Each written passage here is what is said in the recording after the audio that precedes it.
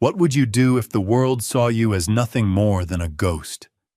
A reminder of a story everyone wished to forget. What if your last $3 bought you the one thing that held the key to that story? A rusted iron tomb no one had managed to open in 40 years.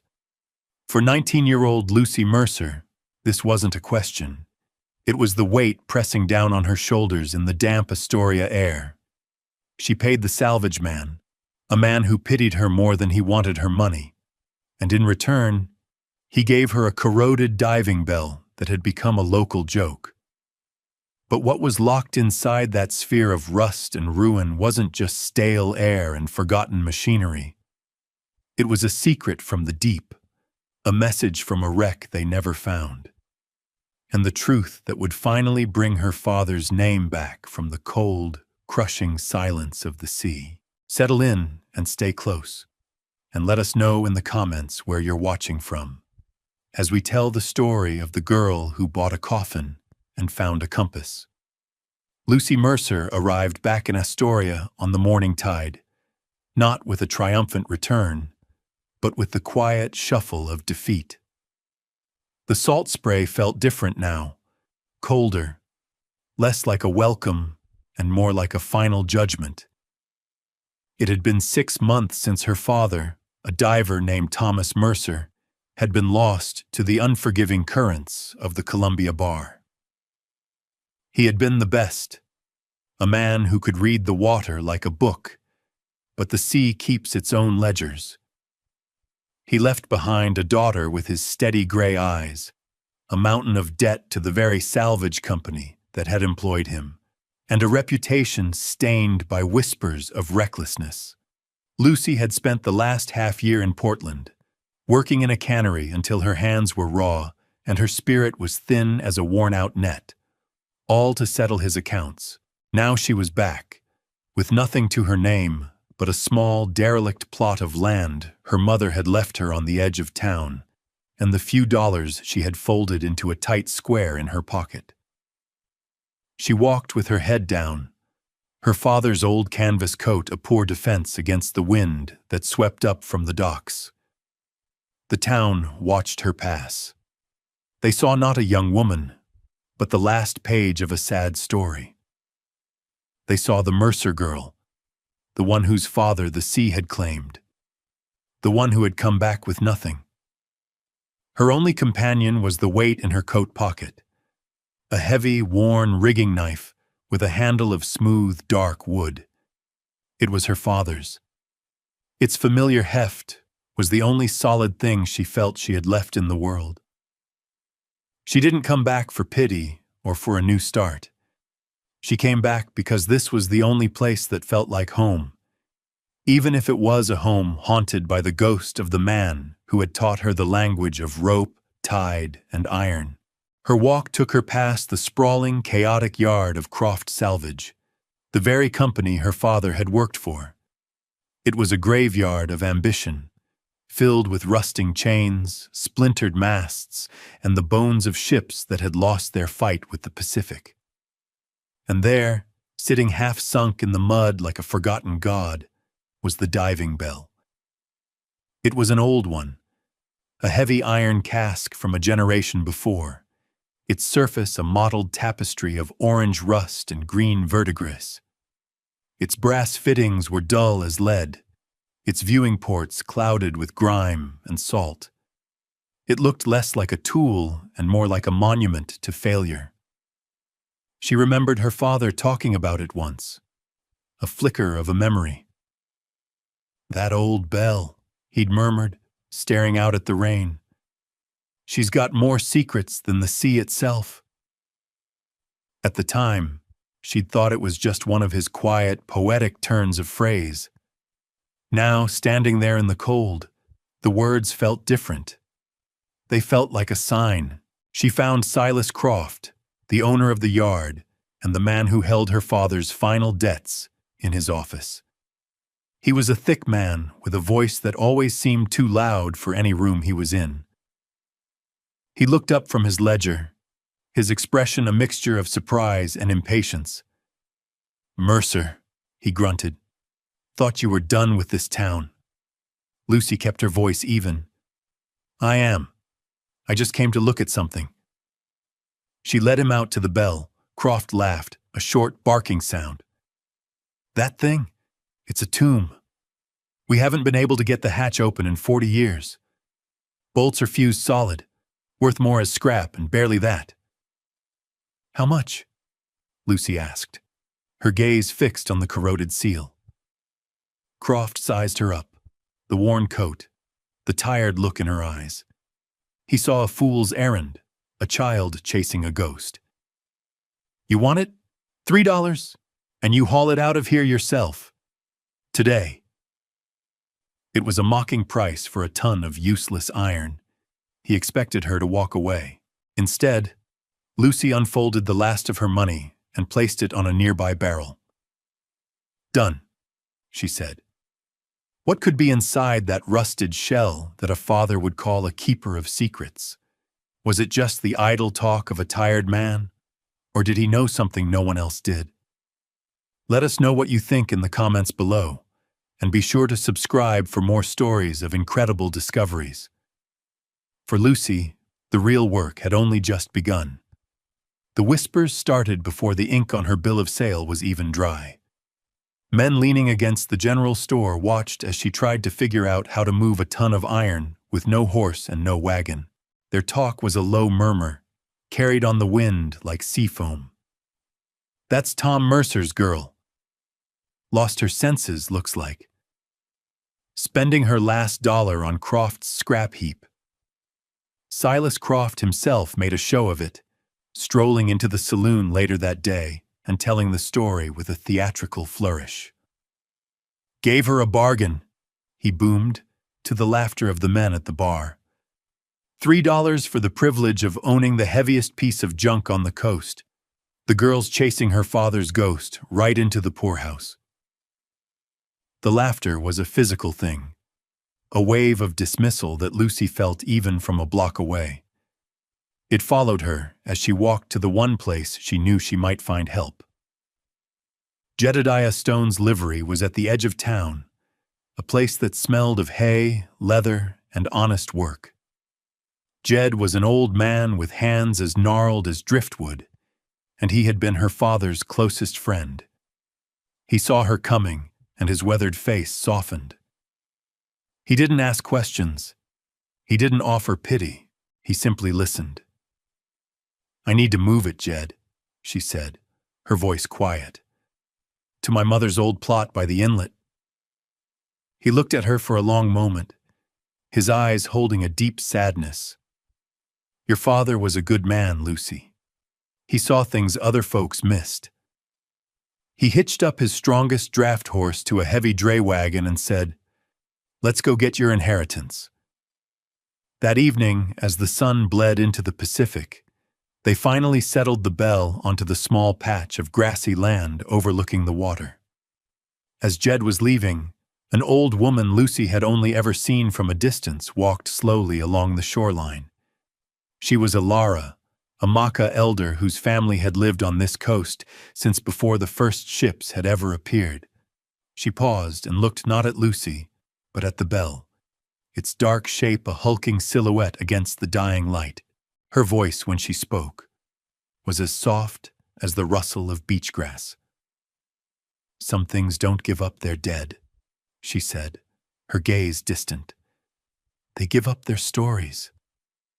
Then she continued on her way, leaving Lucy alone with the cryptic words and the silent, sealed iron.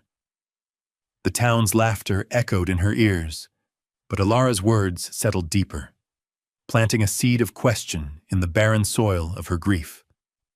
The bell sat on the bluff, a silent, brooding presence. For 3 days, Lucy did nothing but exist beside it. She pitched a small canvas lean-to against a scraggly pine, a place just big enough to unroll her bedroll and keep her few supplies dry. The bell became the center of her small world. In the morning, it was shrouded in a thick coastal fog that made its iron skin weep with moisture. At midday, when the sun broke through, The rust seemed to glow with a fierce, angry heat. But it was the evenings she watched it most intently. As the sun set, the golden hour light would catch the verdigris, turning the patches of green corrosion into something almost beautiful, like jewels on a forgotten crown. The wind coming off the water made a low, mournful sound as it passed over the bell's curved surface, a constant, lonely hum. She ate her simple meals of hardtack and dried fish sitting on the ground, her back against its cold, solid wall. She ran her hands over the pitted surface, feeling the deep scars left by time and salt. It felt ancient, impenetrable. The disappointment was a real and heavy thing. Croft's words echoed in her mind. A tomb. Maybe he was right. Maybe she had spent her last dollars on a monument to her own foolish hope. She slept near it, the rhythmic crash of the waves on the shore below a constant lullaby. Her father's rigging knife lay beside her bedroll, its familiar shape a small comfort in the dark. She began to listen to the bell, not with her ears, but with a deeper sense of attention. She learned its silences. She felt the way the temperature of the iron changed with the passing of the day. She was not trying to conquer it. She was trying to understand it. On the third night, a storm rolled in, not a violent one, but a steady, soaking rain that turned the ground to mud.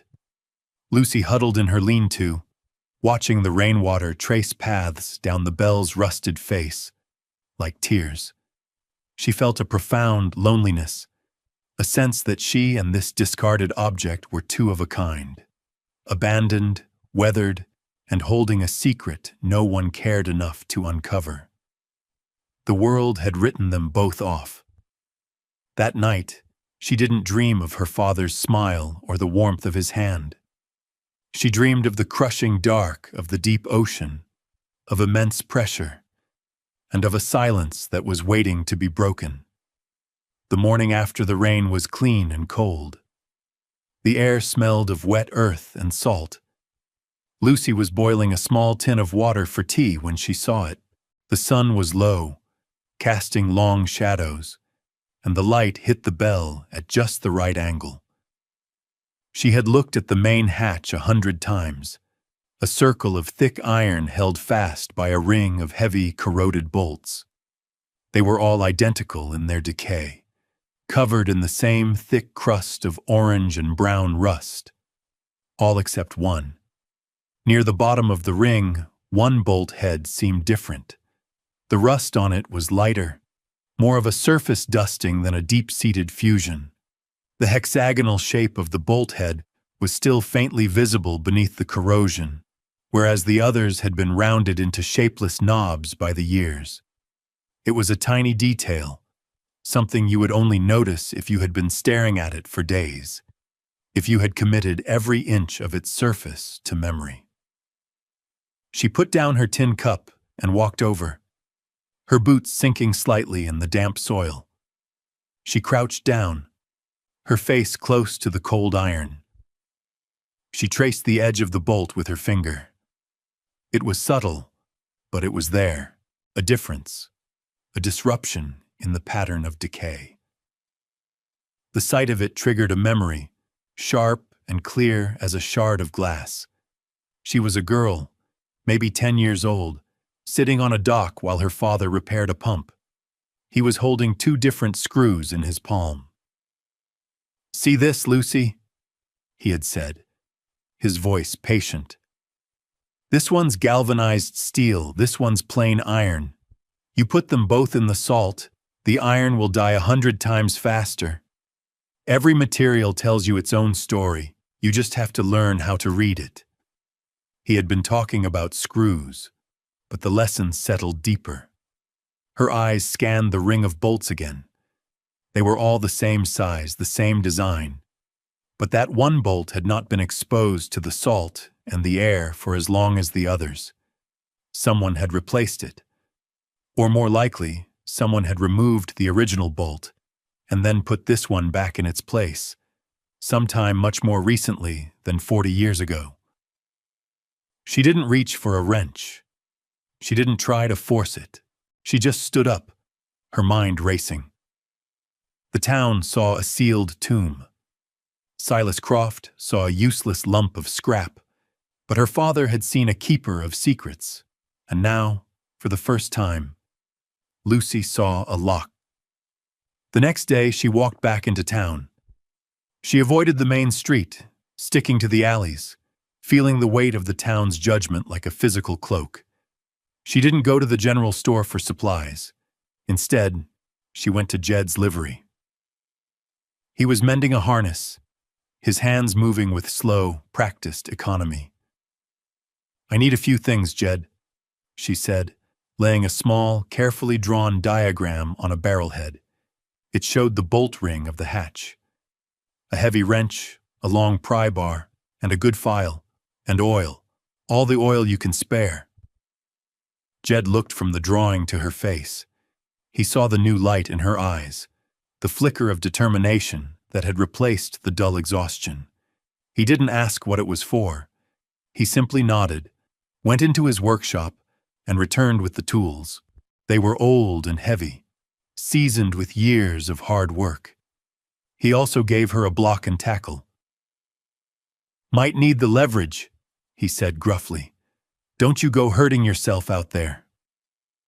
She spent the next week in a slow, grueling battle with the bell. It was a test of patience more than strength. Each morning, she would apply a thick layer of oil to the bolts, letting it seep into the corroded threads. Then, she would take the file and begin the painstaking work of scraping away the rust, layer by layer, until she could get a purchase with the wrench. The sound was a rhythmic, grating scrape that echoed in the quiet air. Her hands, already calloused from the cannery, became raw and blistered. The work was slow, punishing. Days passed. The town forgot about her. She became a fixture on the bluff, a small, stubborn figure hunched over the iron sphere. Her silent companion was the long pry bar, which lay on the grass beside her, a promise of the force she would eventually bring to bear. As she worked, chipping away at the crust of time, other small details emerged. Underneath the rust, near the viewport, she found a set of 3 small, deliberate punch marks arranged in a triangle. It wasn't damage. It was a marker. A symbol her father used to sign his work, a private signature he put on his best repairs. And as she cleared the seam around the hatch, she found traces of a dark, resinous sealant deep in the groove. It was a specific marine epoxy, one her father had mixed himself. He claimed it was the only thing that could truly keep the Pacific out. Her heart beat faster. This wasn't a 40-year-old seal. Her father had sealed this bell. He had sealed it deliberately, carefully, using his own methods. The question was no longer if she could open it, but why he had wanted it to stay closed so desperately. The breakthrough came on a Tuesday, a week and a half after she started. The sky was a high, clear blue. She had focused all her effort on the one different bolt, the one that had been her first clue. She had oiled it, filed it, and worked it with the wrench until her muscles screamed. She put the long handle of the pry bar over the wrench for extra leverage, planted her feet, and threw her entire weight into it. For a moment, nothing happened. The iron was unmoving, and then, with a sound like a gunshot, a crack that echoed across the water, the bolt broke free. It turned, groaning in protest, the sound of metal yielding after years of resistance. Hope surged through her, raw and powerful.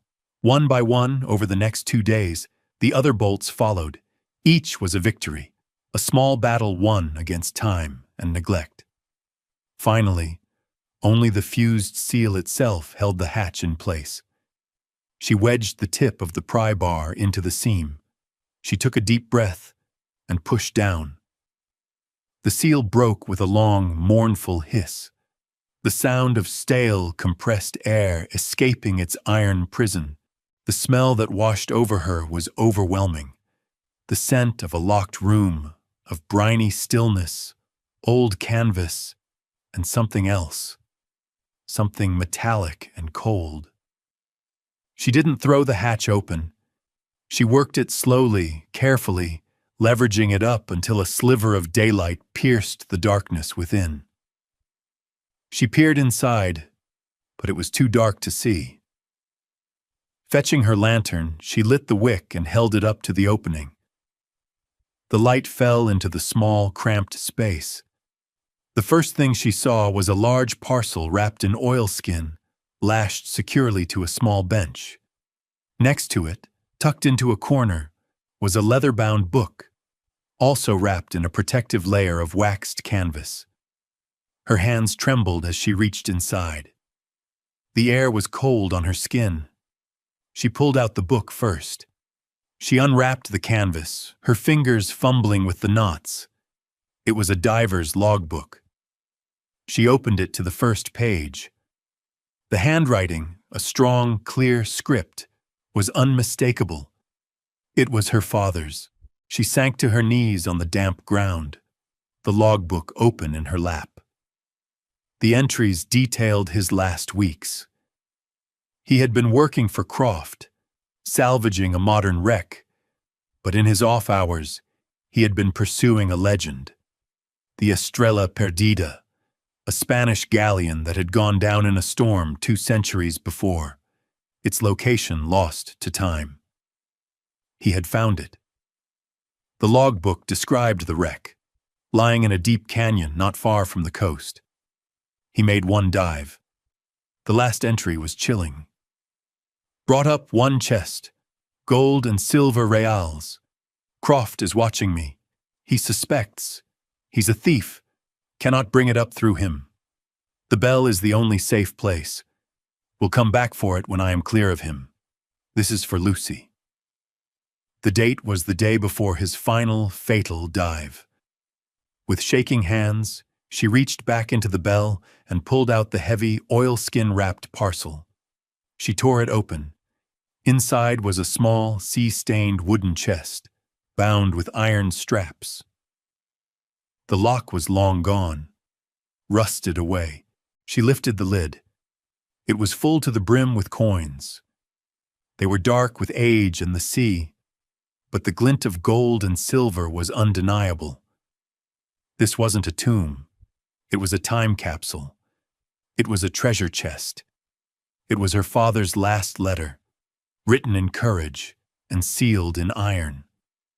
That night, a storm of legendary fury boiled up from the south. The sky turned a bruised purple, and the wind screamed like a banshee, tearing at Lucy's small lean-to. The waves crashing against the bluff below were like cannon fire. She had moved the chest and the logbook into her shelter, guarding them with a fierce, protective instinct. The rain came down in solid sheets, turning her small plot of land into a sea of mud.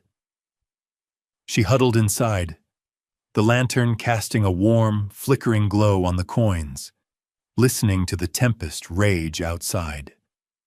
This was her crisis, the world trying to claw back what she had reclaimed from the deep. Sometime after midnight, through the howl of the wind, she heard another sound, a desperate shout. She grabbed her lantern and peered out into the maelstrom. A small wagon, its canvas cover shredded by the wind, was hopelessly mired in the mud near the path that led past her property. A creek she hadn't even known was there had overflowed its banks, and a torrent of brown water was rising fast, threatening to sweep the wagon away. A woman was struggling with the wheels, her 2 small children crying in the back. They were strangers, likely new settlers trying to get to town. Without a second thought, Lucy ran out into the storm. The wind nearly tore the lantern from her hand. "Here!" she yelled. "Over here!" The woman, whose name was Sarah, looked at her with wild, terrified eyes. We're stuck! The axle is broken! The water was already swirling around their feet. Lucy's mind raced. The wagon was too heavy to push. They needed an anchor. Her eyes fell on the diving bell. It was a ton of solid, immovable iron. She grabbed the heavy chains and the block and tackle she had gotten from Jed. Fighting the wind and the lashing rain, she managed to secure one end of a chain to the wagon's frame and the other around the solid base of the bell. It was brutal, exhausting work. The iron was slick with rain, the mud sucking at her boots. But the bell held. It became a steadfast anchor in the chaos, a bulwark against the storm's fury. She helped Sarah get her children, a boy and a girl, out of the wagon and led them to her lean-to. It was a cramped, humble shelter, but it was dry and out of the wind.